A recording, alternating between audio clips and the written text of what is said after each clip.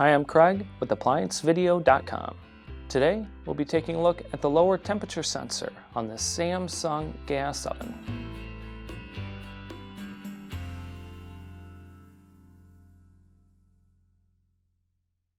Stop. Before beginning any repair, always be sure to disconnect the power to the appliance. It is also recommended to test the outlet for the proper voltage. Remember to also turn off the gas.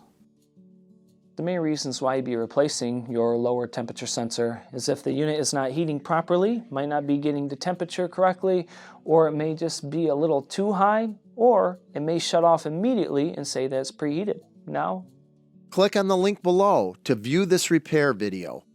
ApplianceVideo.com guides you step by step, giving you the confidence to avoid recalls and callbacks, also saving time on repairs. Whether you're up against an uncommon repair or the latest appliance on the market, our videos have been created with you in mind.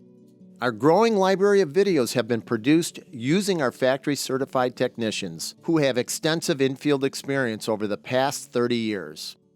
ApplianceVideo.com provides high-quality repair videos that anyone can follow, regardless of their skill level. We are here to help.